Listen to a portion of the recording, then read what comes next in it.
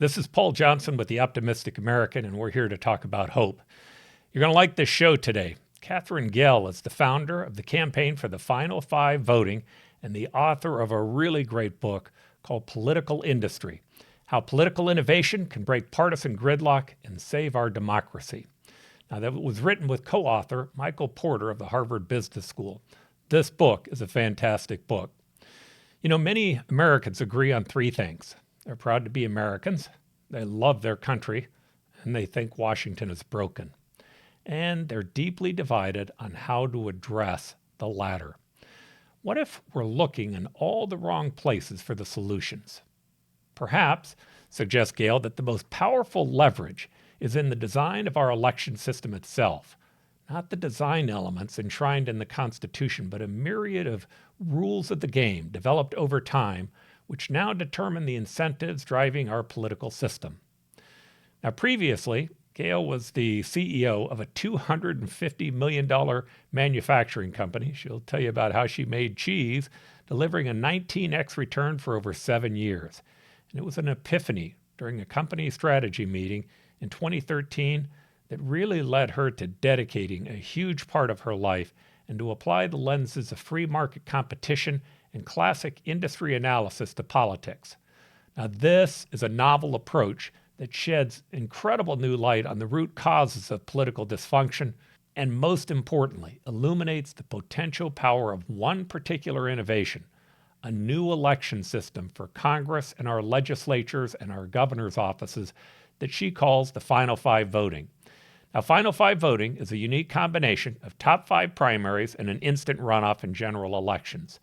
No longer just theory. Final Five Voting is passed in Alaska in 2020 and is being advanced in states throughout the country. I think we're going to be advancing it here in Arizona. In the public sector, Gehl has served on the board of Overseas Private Investment Corporation, OPIC, and the U.S. government's Development Finance Institution. She's on several not-for-profit boards, and she's an active philanthropist. She's also the honorary co-chair of the National Association of Nonpartisan Reformers and the co-founder of Democracy Found. You're going to enjoy this speaker today. She really has dedicated a big part of her life, and this is a solution that really can make a difference in our political system. Welcome again to the Optimistic American, and now on with our guest.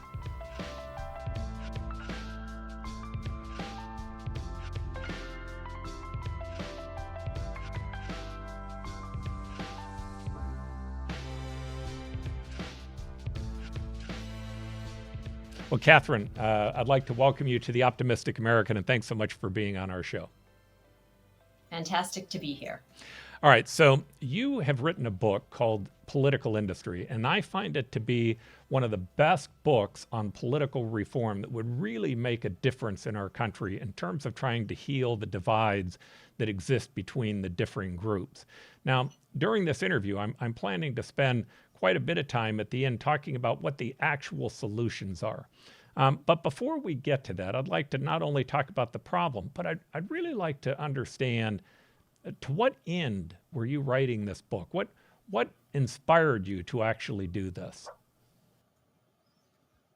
It's an awesome question, and it leads perfectly into what I think we should get clear on right from the start, which is everything I'm going to say today and any work that I've done in the past or am doing has one single goal.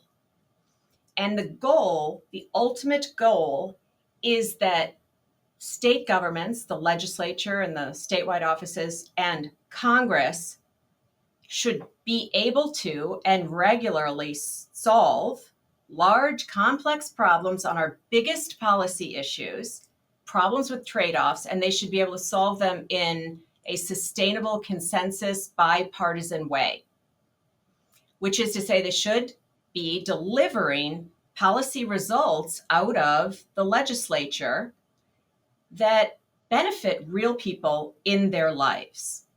So even though we will soon talk about lots about elections and we'll talk about a lot of causes, it's important to remember through the whole thing that the only reason we want to understand what's going on and the only reason we would want to change the election system is because we need to figure out how to get more results for real people out of our governments. So what we'll talk about is not designed to change who wins elections.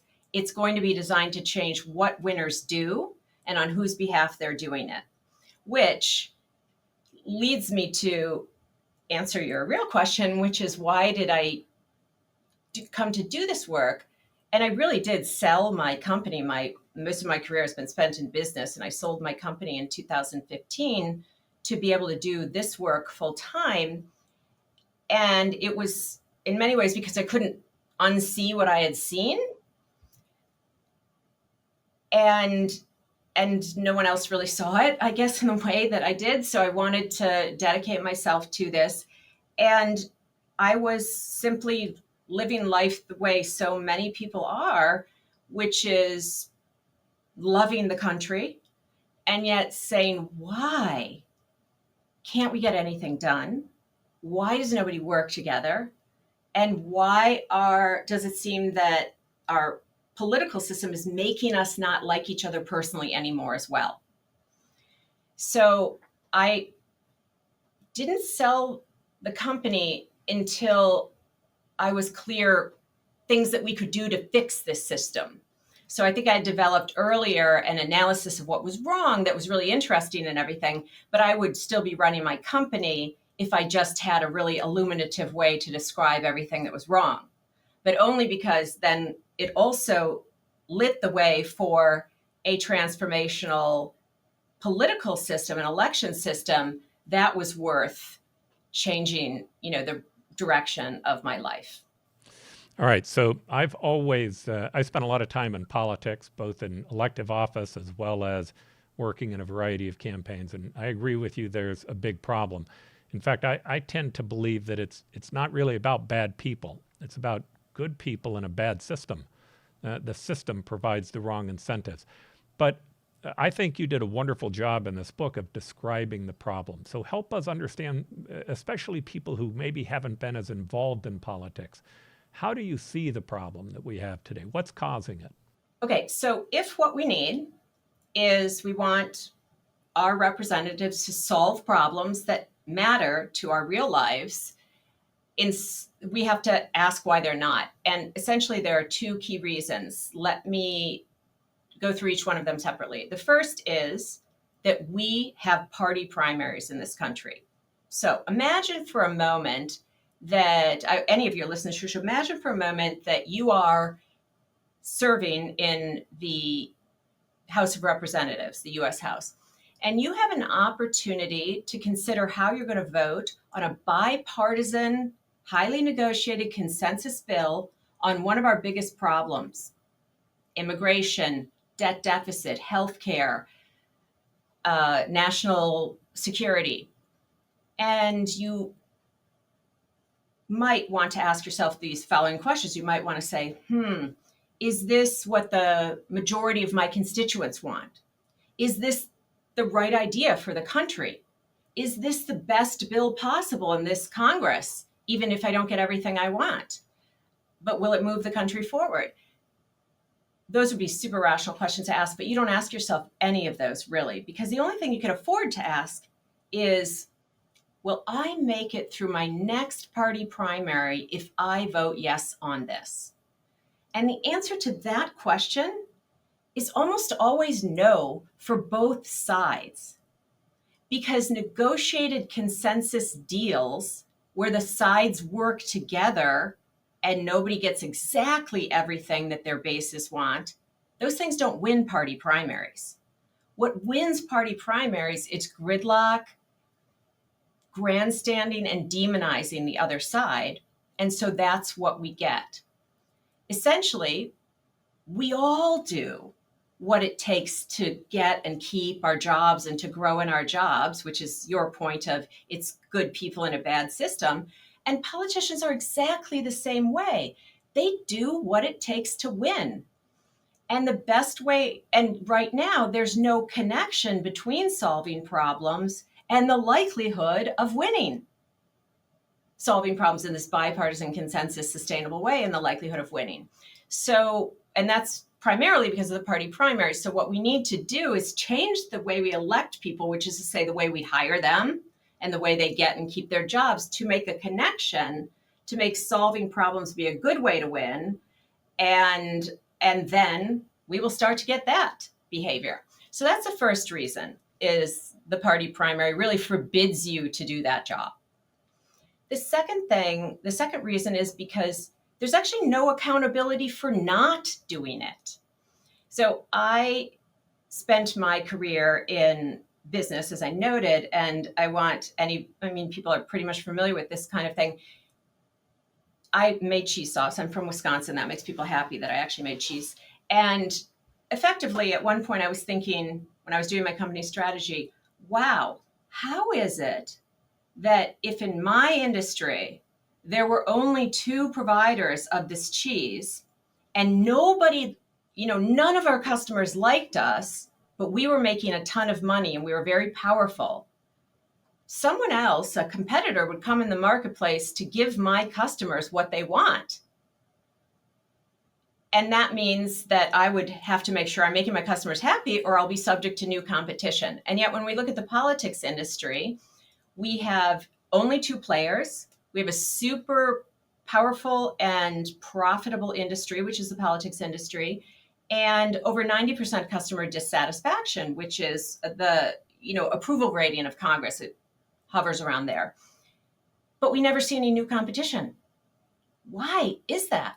Well, it turns out that the political system has been structured and optimized by those players in this duopoly in order to protect themselves jointly from new competition. So we are so often familiar with choosing between the lesser of 2 evils because nobody else can get in. And if you think about it, politics is the only industry where we're regularly told that less competition is good for the customer. Now, let me be clear.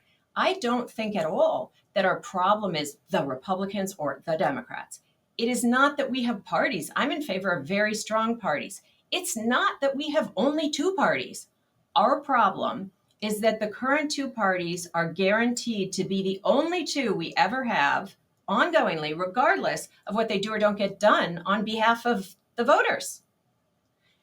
So what we need is a system whereby solving problems is a good way to win, and whereby if you don't solve those problems, you can't just keep getting reelected, because there will finally be new competitors holding you accountable the way new competition in any marketplace does. So that is essentially the core of it. And what that means is that the core of our problems, the root cause, is not in the people and not with the voters. It is with the system of how we elect our representatives. All right, so let's break that apart a little bit further, because I really think this is important. The first issue that I want to break apart is the numbers, right? There's this thought that, again, well, this is what my voters want. You made that point, I think, very clear. But if you can, help the voters understand actually what percentage of the people are actually voting for our elected representatives. Right. So I described the effect the party primary has on the decisions that people can and cannot make, the deals they can negotiate, and what they can agree to on behalf of their constituents. And the party primary, it dictates what they're permitted to do, essentially. And here's why that is. Because in any district or state in this entire country, you have to win the primary first.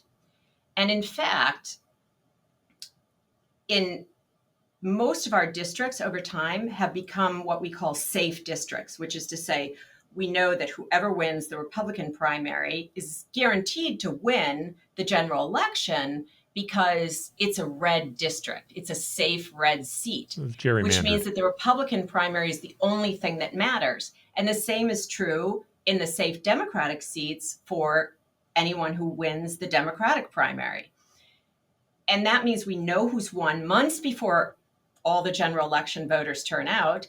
And who has won is dependent only on the choice of people in one side of this duopoly, even if the state has plenty of other folks in it. Let's summarize just how bad it is. If you go back to September, I can't remember if it was the 12th, 13th, or 14th of 2022, by that day, we knew in America the names of 85% of the members of the US House that was going to be inaugurated in January. And this is, months before November, the general election. And we knew that because that's the percentage of seats that are safe red or safe D. So all those people had already won. They had no general election, which means that all those voters essentially are participating in a farce when they vote in November, which is profoundly undemocratic, but is also really unhelpful because it means that the people elected through that have to think first and foremost about the narrow slice of voters that participate in these low turnout party primaries. And on that day, when 85% of the US House was already chosen, it is a fact that only 8% of American voters had participated in the primaries that chose those winners. Only 8%. And that 8% on the Republican side and Democratic side, you might assume could not be more different than one another, right? They've got to be totally different kinds of people. But the fact is that those 8% of party primary voters on both sides are virtually identical in one wildly consequential way. And that is that both sides of party primary voters are characterized by deep engagement in the political process, which is good, but also by what political scientists call negative partisanship. And that means that they are very highly motivated, not so much by what their party is for, but by how much they hate the other party. So if you're elected by those people on both sides, one of the things they don't want you to do is work together with this other side that they hate so much. They want you to create the gridlock, and they want you to see you demonizing and grandstanding, because that's what works with those electorates. So in order to take the incentive away for those kind of behaviors, you would have to make sure that no one is guaranteed a win after a party primary, and no one should ever really win until all November voters have spoken. And then, even if the same person wins in November, that person will be able to do very different things because they will owe their hiring, shall we call it, to a different group of bosses who would, in most cases, be much more happy to see them work together with the other side to solve these problems. So we're going to do something that's profoundly more democratic, but the reason I'm spending my life on it is not for that. It's because it's profoundly more likely to result in legislators who actually solve the problems we care about. Yeah, again, I want to break that down a little bit more. So first, just to put a point on these numbers, I think this is fascinating. You talk about 8%. You did an event in Arizona, and that number after the event was questioned by some people. They said, I can't believe only 8% of the people are really making the decision. Well, when you go through it, you have to start with, in Congress, 400 out of 435 seats have been gerrymandered to the point where there is no general election. It's only the primary. In our state, it's about, out of the 90 seats that come up, there are about 18 of them that are potentially competitive. And that's the House and the Senate together. So for the majority of those seats, decisions being made in the primary. Now, where it really gets tricky is a good turnout in a primary is 35%. All right, so if you take 70% of the voters and you begin to recognize about 40% of the voters are independents, they're not voting in those primaries. You take that number out, it leaves you with about 30% on each side. It's really 33, but for easy math, it's 30. Well, that takes you down to 20% of the total potential pool. And then when you say, okay, well, now we had a 35% turnout, 6 to 8% is about what you're talking about. So if it's gerrymandered, it's 8% of the people making the decision for the entire district. And if it's not gerrymandered, like a presidential election or a governor's election, usually you had 8% of the people picking their candidate, who's hyper-partisan, and 8% of the other party picking their candidate who's hyper-partisan, and we get to choose between the lesser of two evils. This is exactly true. The primary exerts a profound influence even on the districts where someone doesn't win just because of the primary, which is to say they're competitive, they're not safe. They only win in November, but they had to first get through the eye of the needle that is the party primary. And I like to talk about what's that, the sort of proverbial that it's easier for a camel to get through the eye of the needle than it is for a problem-solving politician to get through a party primary. Absolutely. But one thing I would like to know, Paul, is that it turns out many people see gerrymandering as an enemy, and I just want to note for a moment that there's far more sorting for natural geographic reasons, which is that not all seats are safe because politicians connived to draw the districts in such a way that they are safe, although that certainly happens. But even if there were some way to draw perfect districts that were perfectly fair, let's pretend that's possible, it would not result in all competitive districts in any way, shape, or form. So we would still have this problem. And that's why trying to fix gerrymandering on its own will never help us solve our problems. And in fact, we've tried it in Arizona, and it helped a little bit, but not very much. It didn't do what we hoped that it would accomplish. All right, so I now want to go to the effect on policy just for a moment. So I always think about, I ran in an open primary when I ran for mayor, and then when I ran for governor, later on I ran in a normal partisan primary. In the nonpartisan primary, I was given a list, and the list had included Democrats, Republicans, and independents. They were high efficacy voters, but they said, these are the people to go talk to. These are the people to call on the telephone. These are the people to mail to. And these are the people we want you to go out and meet with and do events with. Now, when you do that, you'd meet as a candidate. When I ran for city council, I'm an independent today, but when I ran for city council, I was a Democrat. There's no doubt by knocking on Republicans' doors and having them come out and talk to me about business and regulations and rules and the challenges that it was creating, it had an influence on me just by listening to them and understanding where they were coming from. If I'd been running in a partisan primary, I would have only knocked on Democratic doors, which is exactly what you do when you run in a partisan primary. You don't get a list with everybody on it, especially if you're in a district that's safe. You get a list only of those people who are high efficacy voters in those districts. And the influence on you is to only listen to people who are hyper partisan on one side. You've spent quite a bit of time, not just in business, and your business side is most impressive, but you've also spent some time watching, observing politics. What do you think the effect of that is on our public policy? Oh, well, it's terrible. And I write all about that in the book. I mean, you can't have this division given that the problems that we have to solve are not solely solved by any one extreme side of our, right now, which is a single dimensional ideology. And we live in a democracy. We don't all agree. Fundamentally, we have to be able to reach a negotiated agreement on the problems. And if you don't even talk to each other, and the entire election system not only says you have to care about only Democratic voters, Paul, because they're the ones who elect you, but effectively says you don't even ever waste your time talking to or hearing from the supposed, other side.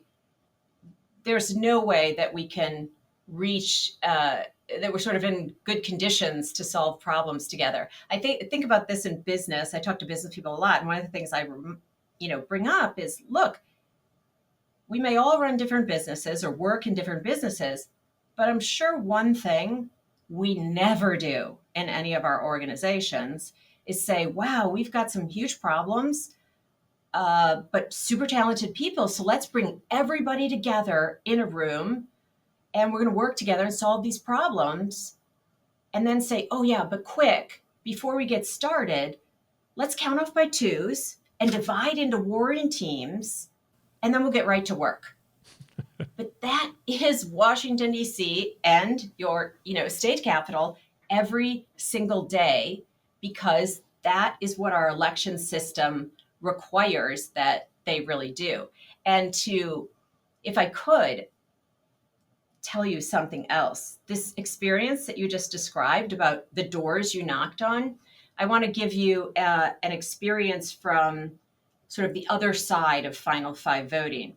I had the most amazing morning because I had the privilege to talk for 45 minutes to a woman named Kathy Gehl, who is the state Senate majority leader, a Republican in Alaska. And Kathy Gehl had run for many years under, of course, the old system, the regular party primary system. And then in 2022, she ran under the new Final Five style system that they have in Alaska.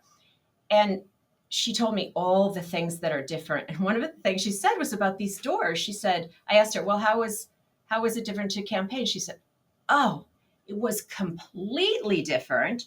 And she said, for the first thing, all I did under the old system was knock on this list of doors. I had to buy the list of all the hyper partisan people. And then I only knocked on the Republican doors and I only talked to them. And she said, and this time I just went door to door, every single door in my district. And she talked to 8,600, she knocked on 8,659 doors, awesome. which is it's like about 2/3 of her district. She just didn't have time to get to the rest. So she talked to all the independents, the Republicans, the Democrats. And shockingly, by the way, she was able to talk to twice as many people as in her old campaign. And it took less time to talk to twice as many people because it takes too much time to say, which door am I going to this door? Is this my friendly Democrat, or am I not supposed to talk to this person? And now she talked to everybody. And one person, she was the representative there for about 10 years. And then she was out. She had been primaried out from her right in 2020. So now she was coming back in 22. But so she was well known. She knocked on one door and the person answered. And the first thing he said is, he recognized her. He said, oh, you knocked on the wrong door. He was a Democrat and he couldn't conceive of why she would be knocking on his door. And that's what we have now thought was normal. And yet she's always been his representative too, his senator too. And they had apparently a quite, illuminative conversation. It really changed. Final Five voting just changes everybody's incentives. And she no doubt learned much from all of those conversations and will be better positioned, to govern. And then, of course, when we talk about the effects on governing, we can see how it changes the behavior of people while they're actually legislating. But this was a profound change in campaign, exactly as you described. I want to go now to Final Five. And to me, I look at this, I think back in our country, and I couldn't imagine our country without either Hamilton or Jefferson, the two people who were polar opposites, but that were both necessary. I see there as being benefits in Republicans and Democrats. I think both of them bring something to the table. But our divisions or the things that make us different are either going to be our weakness or they're going to be our strength. Right? That's true in a family. If you have a family and one person in the family says, hey, it's really important to me that we make money, we're focused on income, and we got to put our kids in great schools. And the other person saying, no, we need to spend some time with the kids now. We need to go to the park. We need to be at their little league ball team. Both that set of input is important, right? And sometimes you can get mad about it and upset about it, and then you lose the benefits of the divisions that happen between the two of you. But when you begin to recognize that you have to communicate and you need to talk, you start to recognize that both sides, all sides, bring something to the table. So help me understand with Final Five, how does that system work and how does it help on that very issue? Let me start on how it helps first, and then I will talk about how it works, the actual process. So actually, you and I agree, I mean, so far on everything, which is that we need all kinds of viewpoints. Innovation, progress never happens with just the current thinking or only one kind of person in a room, right? And innovation and progress actually often arises in what is currently a fringe, supposedly, right? So you look at civil rights in this country, that didn't arise because the squishy middle was for it. It arose because of leadership. So we do not want to get an election system. Sometimes people think Final Five voting is suggesting that the only valuable kind of politician is a centrist. Couldn't be further from the truth. Actually, we want to have more voices, a greater competition of ideas, and we want to have lower barriers to entry so more people can get in and express these ideas no matter where they are on the dimensions. But then at the end of the day, we want all that diversity of thought and representation, but then we want, when people are governing, the ability for them to advocate passionately, vociferously for their ideological and policy preferences, but still be able to negotiate a deal on how to solve a problem and vote yes on it, even when their ideological preferences didn't get fully expressed and they had to allow for the expression of some other ideological preferences that they disagree with. So we want wide diversity of opinion and the ability to work together anyway. So Final Five voting does that, which makes me excited about really the quality of the ideas that we're going to be able to debate, which rarely, I don't usually get to talk about that, but also, the sort of quality of the decision making that's going to come out of it. Here's Final Five voting. Final Five voting is the umbrella name for two changes to the election system. First, we get rid of those broken party primaries. Instead, we have one open primary where all voters and all candidates have the right to participate, and regardless of party affiliation. So when you go vote, you see everybody on one ballot. You pick your favorite, just like always, and then the polls close at the end of primary day. We count the votes, and now the top 5 finishers will advance to the general election, not just one Democrat and one Republican. So you will very easily have more than one Republican, more than one Democrat, an independent, a libertarian, a green, whatever these voters choose as the top 5 finishers. Now we benefit between the primary and the general election from this dynamic competition of ideas and candidacies. There are different visions from within the Republican Party. There are different visions within the Democratic Party. Let's actually be putting those ideas to the test in front of November voters as well. So now you go to the November election and you've got 5, and now we have all those benefits of having more competition, but you have to figure out who should win. And what you wouldn't want to do is accidentally elect one of those 5 people with like 21%, which could happen if the vote split relatively equally 5 ways. Because if we kept the existing rule, which is the most votes wins, someone could win with a small amount. So what we want to do is find who has the true majority of these 5. And for that, we implement change number 2 of Final Five voting, which is instant runoffs. Instant runoffs in the general election are exactly like a series of physical runoff elections. But instead of voters having to keep coming back to the polls to vote again each time you go to the next step of the runoff, they simply indicate all their votes at once using a ranked ballot. Then, when the polls close at the end of the general election ballot, the instant runoff rounds can be run instantly as soon as all the ballots are in. So you still have to wait for the votes. And then we will have a true majority winner. So in sum, Final Five voting is the combination of an open top 5 primary and instant runoff general election.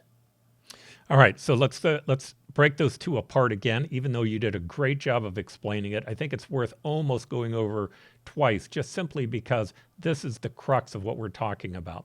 So let's start with, what change does it begin to make by opening up that primary system and allowing everyone to vote, as opposed to only the parties having the ability to have a say? How do you view that as changing the system? Yeah, so anything that brings more engagement into our political system is good, for democratic reasons in and of itself. But it is certainly good to have the most participation possible in this top 5 primary, because we want to have as many people's views expressed in the primary, so that the 5 candidates who come out of the primary represent, the district and the broad sets of opinions that would exist in that district. The point of the primary and the benefit of the new primary, where it's a single open primary where everybody has the right to participate, is that it makes sure that nobody wins at the end of primary day. So let's say it's a super safe red district. A Republican is going to win in November, but you would likely come out of primary day having 2 or 3 Republicans who are still competing in the race.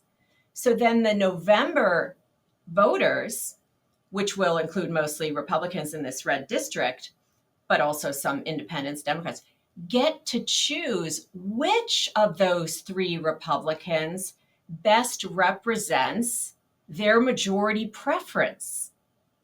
And there are different kinds of Republicans that can win in different states and different districts. So you will get to choose locally the kind of Republican, the specific Republican that really matches what your district needs. And additionally, and that won't get chosen until November. So whoever is chosen will be reporting to all voters now instead of just some voters.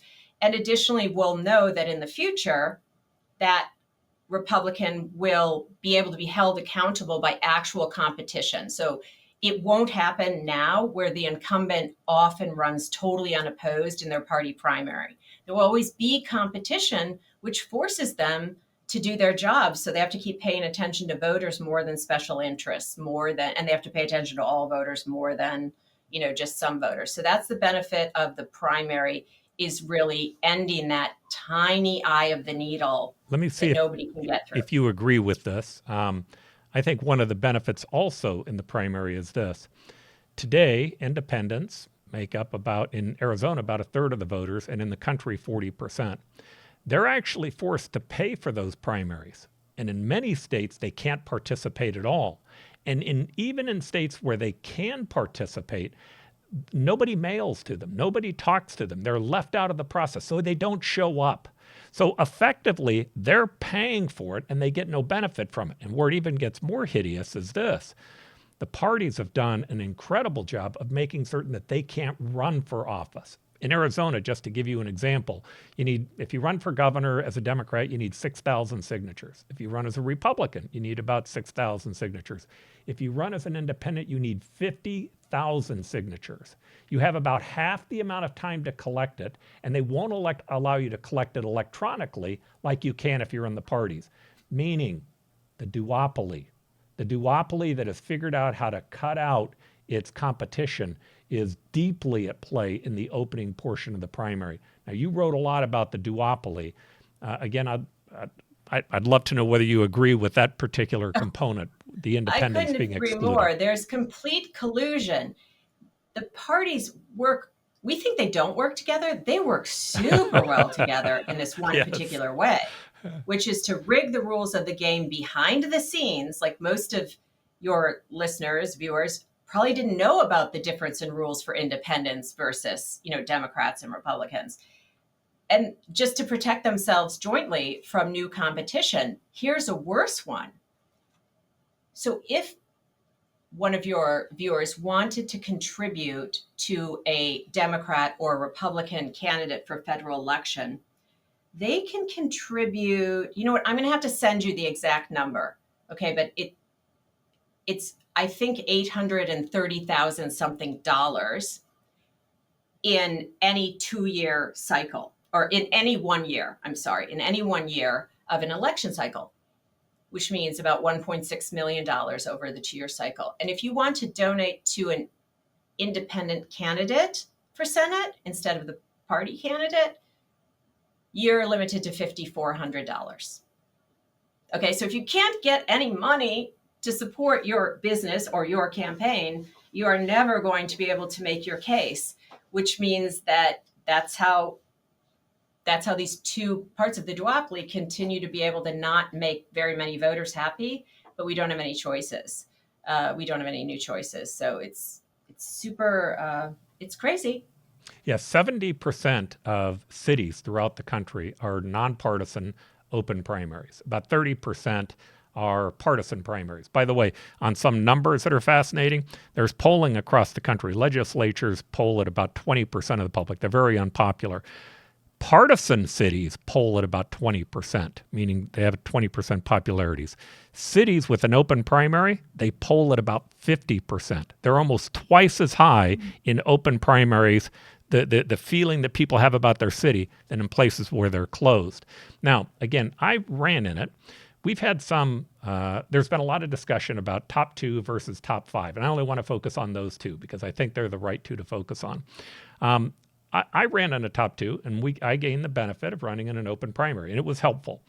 But what I found after you were done with the primary, it started to become partisan again, because with only 2 people, usually there's one person who's a Democrat, one person who's a Republican, and effectively what begins to happen is the parties start to creep back into it. But I also found that there was an immense amount of reasons to go negative in the partisan primary. Top 5 seems to me to try to help that. But I guess what I'd like to do is I'd like to talk about, from your standpoint, why you think top 5 is superior to a top 2, if that's what we're going to move to. Okay, let's make this little analogy. So if someone is drowning, and I would say we're drowning in our political system, there are things we can do, that we can change, that will lower the water above our heads, like a top 2 change. But we're still dead.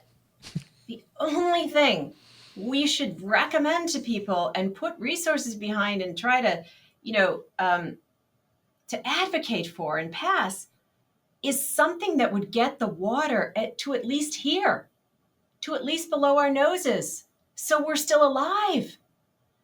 And that is the problem, essentially, with so unbelievably many other reforms, is that they don't change the system powerfully enough. They don't change the incentives powerfully enough to actually change the results the system delivers. And if we don't change the results the system delivers, then it's just lipstick on a pig, which is to say we're still dead. So top 2, which I used to be for. I've been wrong more times than I've been right. I thought it was gerrymandering. I thought it was opening the primaries. I thought it was top 2. I thought it was RCV. None of these things will do what we need doing, which is get people to work together to solve problems.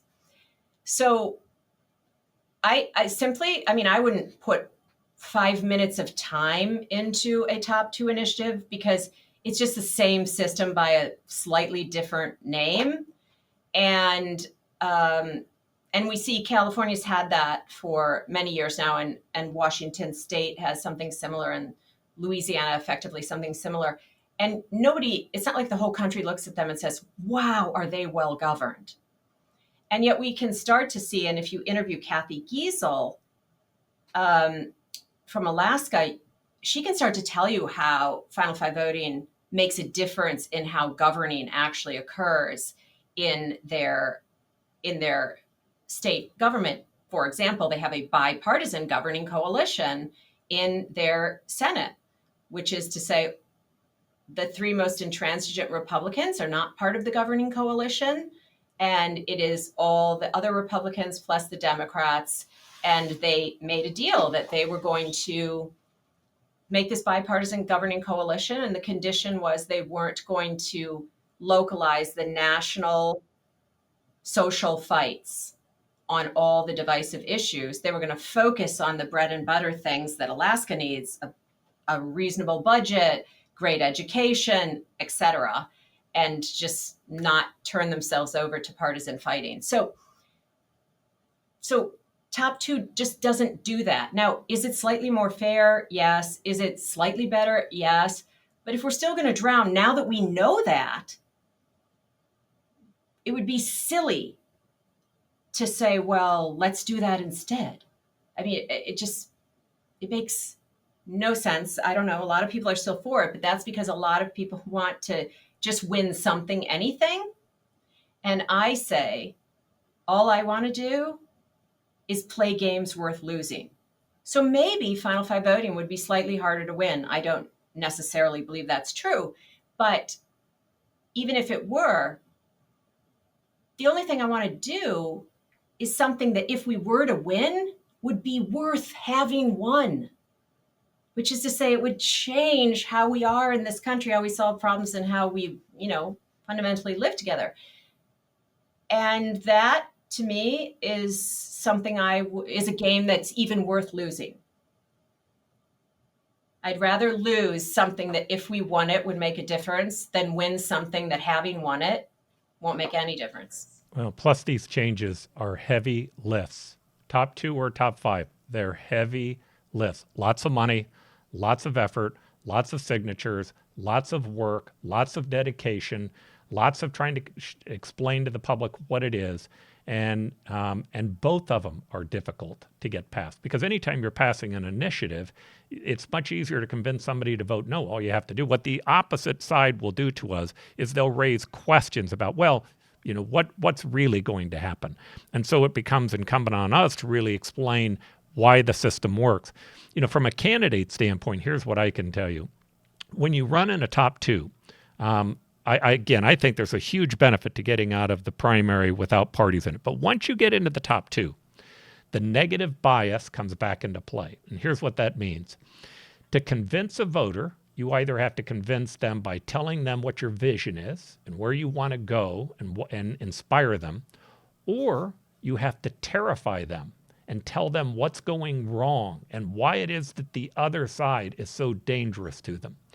In a two-person race, the negative bias is overwhelmingly the most powerful way to make your case. I hate that, but it is true. It just is. When you get done looking at the information, people are more persuaded by the negative message about the opposing candidate than they are about the positive information. But in a top five, after you get through a primary and you then say, okay, now these five people are going to run off against one another. If you go negative about another candidate, the downside is you lose too, because the public may vote against them because you went negative, but they also aren't going to be crazy about you. So it incentivizes the candidates to talk about where do they want to go? What's their positive vision? How are we going to pull things together? How do we make people work together? It dramatically shifts the race. And I think we're seeing that around the country. Now, you have much more experience in how this is working in other states. Can you talk to me about what we're seeing in other states, where it's passed, what you've seen in the election process? I think that would be helpful. Yeah, and I agree with everything you just said. So first of all, the National Campaign for Final Five Voting, which I co-founded and chair, is working to pass Final Five voting in any state that wants to make these changes, because the Constitution in Article 1 gives each state the ability to do this on their own, and the responsibility, actually, because all the states are in charge of their election rules. We are 2 for 2 in the campaigns that have gotten to the ballot, which is Alaska, which passed Final Five style voting, except it's really Final Four voting because they have a top four primary. That was what my earlier work called for. They passed that in 2020 and therefore had their first elections under this system and are now governing under this system, as of their elections were in 2022. Then in 2022, there was also a ballot initiative in Nevada. And in that case, that passed as well. It will be on the ballot again in 24 because Alaska's constitution will require this initiative to pass twice in order to be implemented. And there are campaigns for Final Five voting in about 10 states nationwide at various stages. The one furthest along legislatively is in Wisconsin, that I was one of the co-founders of back in 2017. And we have bipartisan legislation there, bipartisan leadership, everything is bipartisan. And then, of course, there's what you guys are doing with Save Democracy Arizona. So perhaps you will bring this to the ballot in November of 2024. I think there'll definitely be Nevada 100%, and then there'll probably be one or two more states on the ballot at that time. There are a few things I love more about Final Five voting than this awesome fact that we only have to pass Final Five voting in a few states for it to make a difference in how Congress functions. So if you get Final Five voting in 5 states, you'll have 5 senators who are not beholden to the tyranny of the party primary. And they are in an ideal position to do that, reaching out across the aisle, working together and negotiating, because that will not automatically lose them their reelections. So they will be the exact same people originally who always went under the old rules, but they have a new set of bosses who are a majority of general election voters. And that gives them a lot of latitude because the new boss, wants to see different kinds of behaviors. So in a 100-person Senate, if you had 10 people who were really incented to act differently, they form a bench off of whom can come the gang of 6, the gang of 8, the gang of 4 to, form that nucleus, that fulcrum of problem solving senators on any particular issue.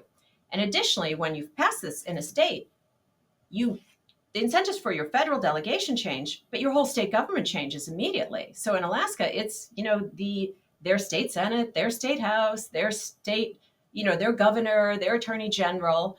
And so it becomes a competitive advantage for the states that do this.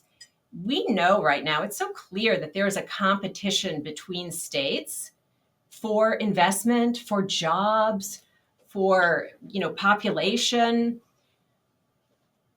for tourism. It's just a competition, right? And some states do better than others. If you want to have a super well-governed state with good finances and, the right amount of programs that your people want, all of that, this is the way to get that. So eventually, I believe we won't pass Final Five voting through ballot initiative.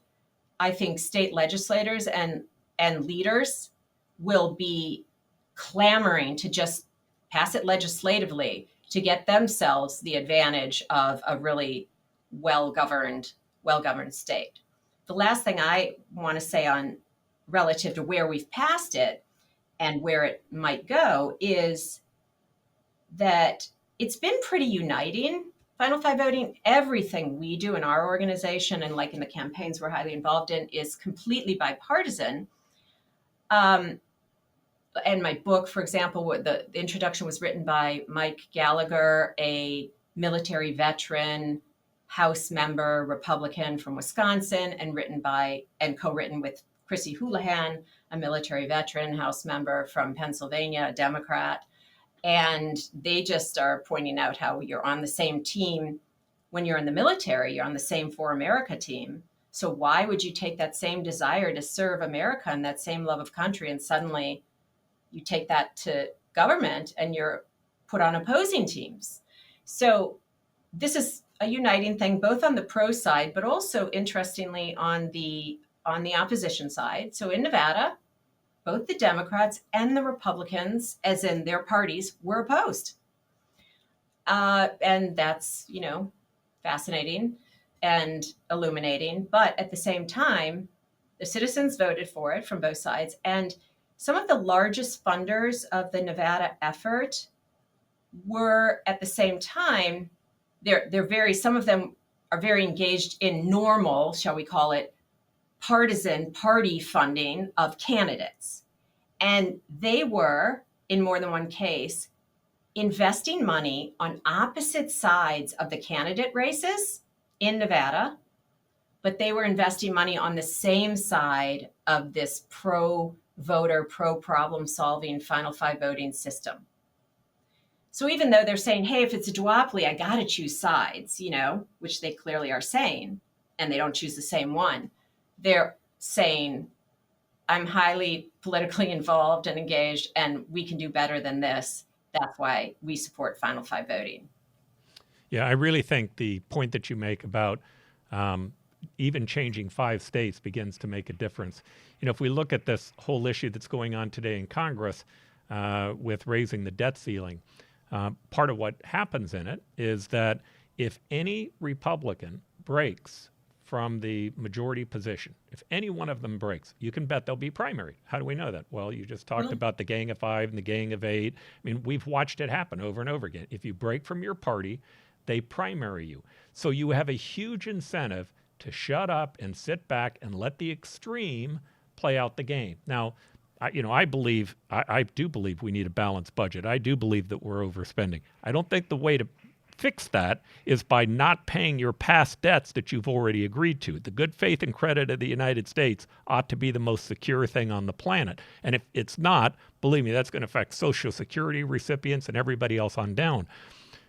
There are many good Republicans who know that and believe that, but they can't break. The minute you get 5 states who bought into this, they actually have an incentive to break because they can't be primaried.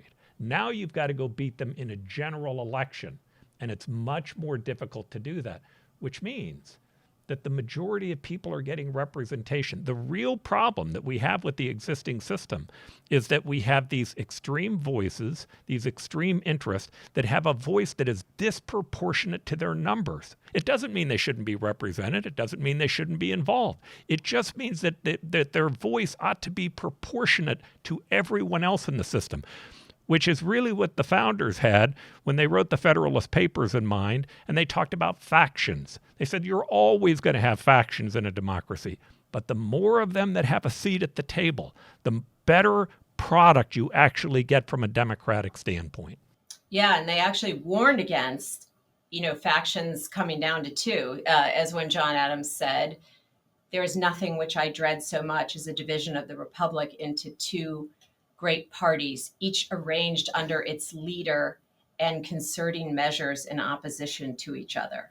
Yeah, and I like Jefferson's.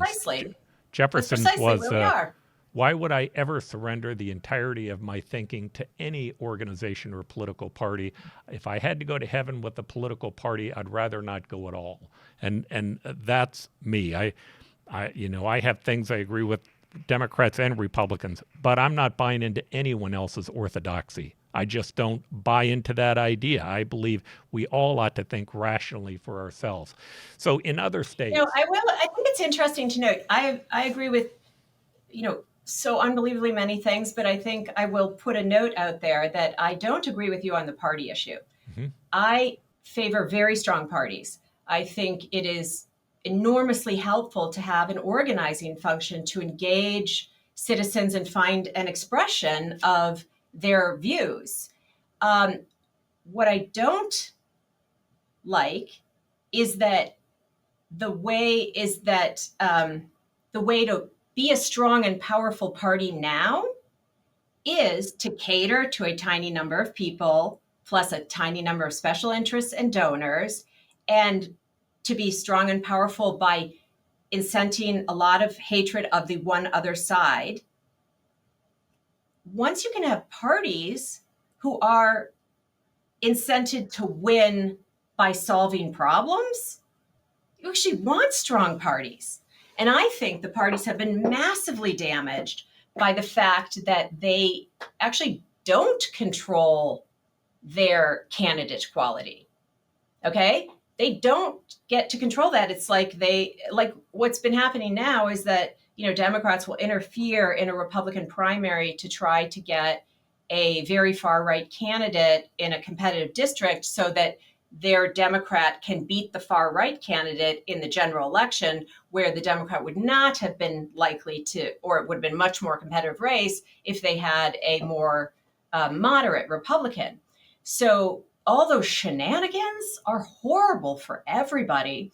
And this way, the parties can manage their own candidate quality, which is fine because they're incented to choose someone who can please a majority of November voters. I don't care if they choose their candidate in a smoke-filled back room, because their candidate will only win if the voters choose them.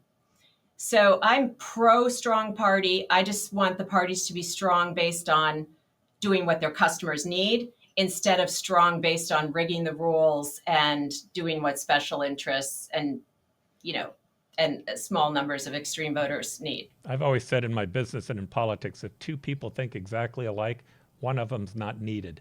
It's okay that you and I may have a difference on this point. In fact, it's essential, but that's not what's happening in American politics today. There are two major positions, and everybody else is cut out of the process. All right, so let's talk about what people will say in terms of our opposition. The two big things that I've heard. Number one is the unintended consequences. I don't know what the unintended consequences of this will be. And the second complaint that I've heard is that it's too complex and confusing. One, how would you answer those questions? And two, do you hear of other complaints about what's happening here that maybe we should address as well? Yeah, the first one that you're hearing and that others are going to hear if you move forward in Arizona is that it's too complicated. And in most cases, they're talking about the ranking on the ballots. And it's going to be heard all the time because it's the shortest, simplest way to say this is bad. So they're incented to use something that can convince people, not to vote yes, whether it's true or not. The facts show it's totally not true. Here's the deal. The Australians, the Irish, have used ranked ballots, and their citizens have voted using these ranked ballots for over 100 years. Now we have Alaska, where the Alaskans used ranked ballots for the first time in 2022, quite successfully. The first time, 83% of people said it was simple or very simple. It's just totally not true. And as soon as people see the ballot, they know how to rank them. But the answer is, I don't think over time it's going to be a winning argument for opponents to say to Arizona voters, you're just not as capable as the Alaskans or the Irish or the Australians. You're subpar to them, and you won't be able to handle this. So you need to be contented with the same lesser of two evils elections, because you won't be smart enough to benefit from this system. It's a crazy argument. It's very demeaning to the voters, who are quite intelligent and will be able to manage the system no problem. And the other thing is that people say it's complicated to count these, ranked ballots, and like it's some computer algorithm in the back. So one of the things I'll ask you to run is, I'm making a video on Monday. It's inspired by a video that already exists that Minnesota Public Radio made, but I'm going to make this video that shows how you count this, and you will see that you can count these races by hand using paper anytime you need to. I mean, it would take a while, but it is not some complicated computer algorithm. That's what makes it, having a computer do it makes it instant, but it's not some thing we cannot understand or see right in front of our faces. So not complicated for the voter, not complicated to count. What was the other thing you said? Oh, unintended consequences. Yeah. So if I said I could guarantee there were no unintended negative consequences, then you'd have to discount every single thing that I'm saying, because how could I possibly know? So yes, there's always that possibility. And there's two things we need to think about there. Well, maybe more than two. I'll see what comes out. So first of all, we have, those of us engaged in this Final Five voting effort, due diligence this and pressure tested it, a gajillion different ways. Because it would be terrible to end up with an unintended consequence and then say we should have seen that in advance, and we could have seen it. So we're really we've worked on that. We've had lots of academic studies, we've done tons of work. So we can't find the obvious, challenge that's going to come from this. But the second thing is that we already know the consequences of the existing system, and they're absolutely horrible. So if you have a new system that looks really darn good versus the system that you absolutely know is terrible, it is totally rational to say this is what we're going to take a chance on, just the way our founders took a chance on democracy in the first place. And that means that we benefit in this country from laboratories of democracy, which is sort of famously said by Justice Brandeis of the Supreme Court, I believe, that in America we have laboratories of democracy and the states can try things out, and then we can see what works. We already see this being tried out in Alaska, and I think what we're seeing there is unbelievably encouraging and confirmatory of what the theory says that I wrote about in the book, The Politics Industry, what the theory says that healthy competition would do. And other states, with leadership and who say, I've had enough of this craziness right now, who try this system will contribute to that knowledge. And then if for some reason the state sees something that they don't care for, those citizens can certainly change it back. But I don't anticipate that in any way at all. But we should due diligence, which we've done and continue to do, and put forward our best thoughts. We've already done this. We've tried top two. Didn't work well enough. We've tried open primaries on their own. Doesn't work at all. We tried ranked choice voting in Maine, but using the existing primary system and having one Democrat and one Republican in the general election. And ranked choice voting doesn't change how people govern in any way. And people still win in a primary, et cetera. So then that's one thing you'll need to make sure people are clear on, that Final Five style voting exists in Alaska and was passed in Nevada. Ranked, and the Final Five is open top five primary, instant runoff general. Ranked choice voting exists in Maine. Alaska and Maine are not the same. Ranked choice voting on its own, as employed in Maine, can change who wins elections. It doesn't change what winners can do, which is it doesn't make them more able and likely to solve problems. So the only thing we want to do that is worth doing, that gets the water below here and keeps us alive, is Final Five voting. And it is now for the citizens to be in charge of their own destiny as Americans and make an evaluation with their expertise as citizens on what they think, will work best for them. And I think that's a real amazing opportunity for Arizonans to have in front of them. The two things I would say: first, I'm going to take from your slideshow the ballot that you used that shows how a voter actually votes in a top five system. In fact, I'll have our folks put that up right now. And what you can see when you look at that is it's not complex. It's simple. The voting process itself is simple. And as you pointed out, we know that you can hand count it, and we know that the machines can count it. We've already spoken to Secretary of States and others who are involved in the elections, and they say, no, the system will run these ballots just like they run existing ballots. We've also had a lot of... And they count hundreds and thousands of elections in Ireland and in Australia. And the complexity issue is a red herring. In fact, if you have to go explain the existing partisan system to people as a new system, it would be really complex to explain that too. The truth is that this is no more complex than what we have today. In fact, I think it's simpler. I think the issue, though, of the unintended consequence, my view of that is, we tried to put this on the ballot a few years ago, about 5 or 6 years ago, and we were stopped because people got involved and affected our outside funding source.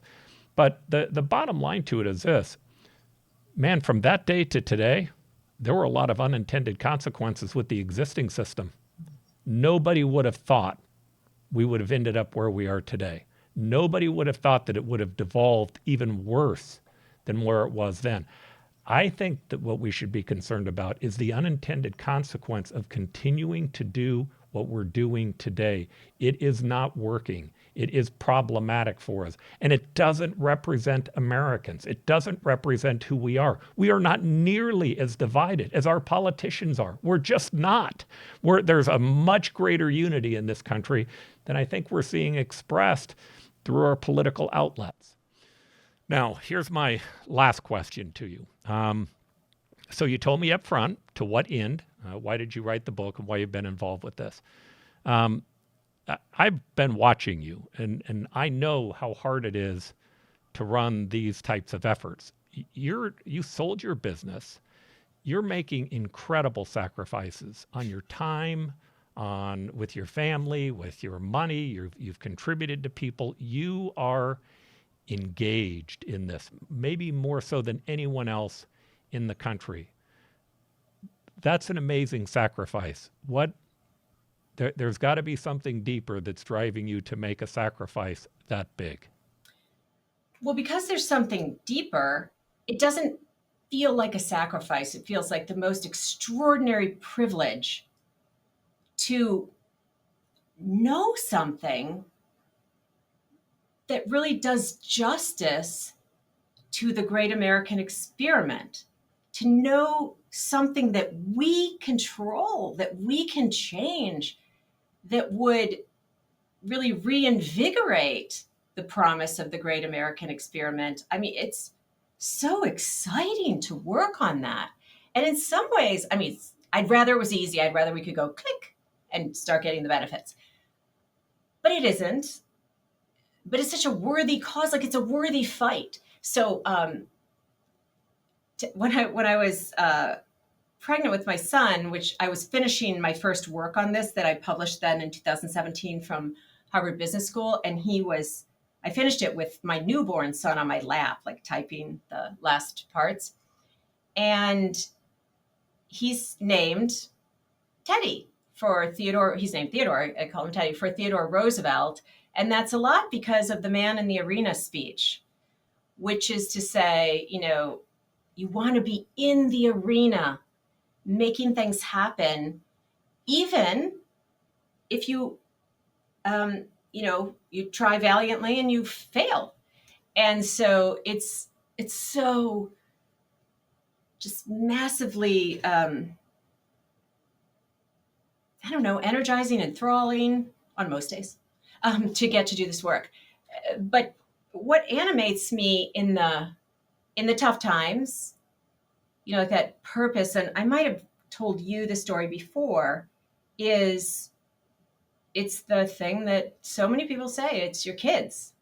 So there's Teddy, right? And I have an older daughter, 17, and Teddy was born at the beginning of this work, as I just noted. And then fast forward to COVID times, it was the spring of 2021, and Teddy and I both had COVID. It was the first time that we did, and he was 3 years old, and we quarantined together for 10 days. And he loves COVID. He thought that all that mama time was the best thing he'd ever had. No sister around. She had no problem keeping herself separate from us at 16. She was fine to be somewhere else. Anyway, we watched a lot of movies because that's a long time.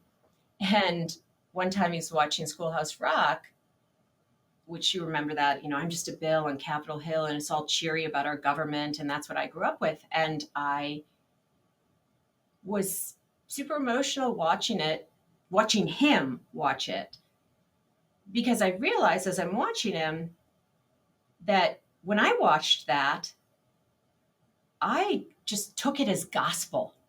Like, here was this extraordinary American democracy, and I believed and was taught at school and at home that we lived in the greatest country in the world, which I still believe, and that our democracy was a gift that I inherited effectively, a gift just given to me that others had fought for and developed, and that it was given to my generation, tied up in a big red bow.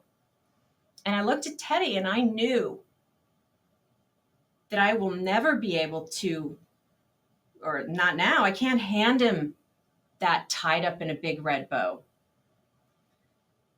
and that democracy isn't automatically ascendant the way I believed it is. Not here and not, all over the world. We have to work for it. And so I am going to do everything I can to, sort of retie that bow. But then when I give it to my son, my daughter, I will be certain to deliver what I hope is the gift we collectively can deliver to our descendants. This democracy is to tell them it's a gift that comes with a great deal of responsibility. You have to stay on top of this all the way along.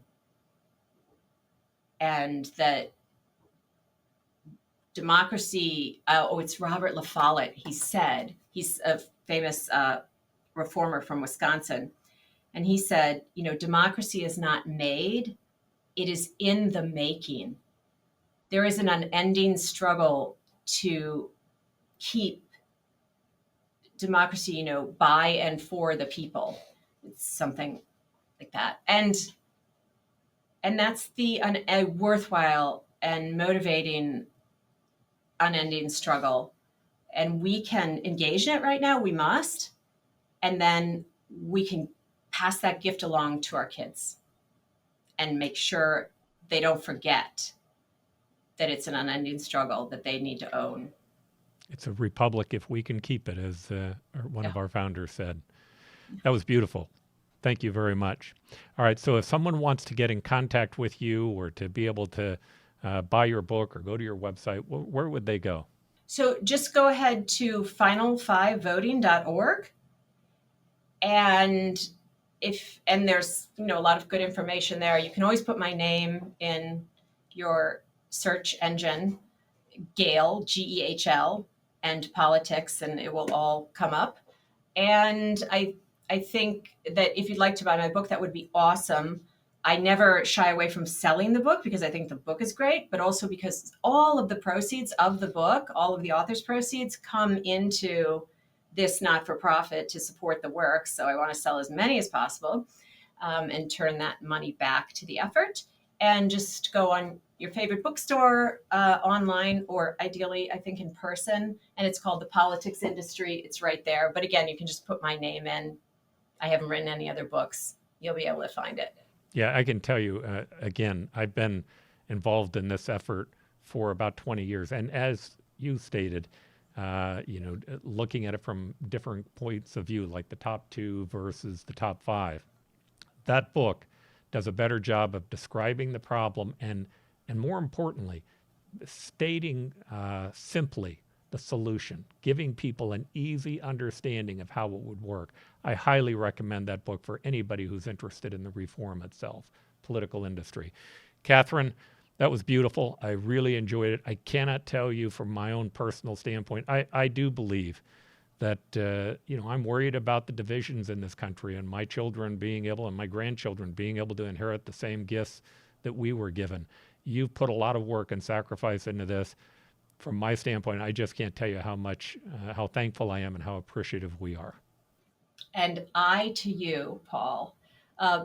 And not just for this work you're doing now, but for your service in government these years.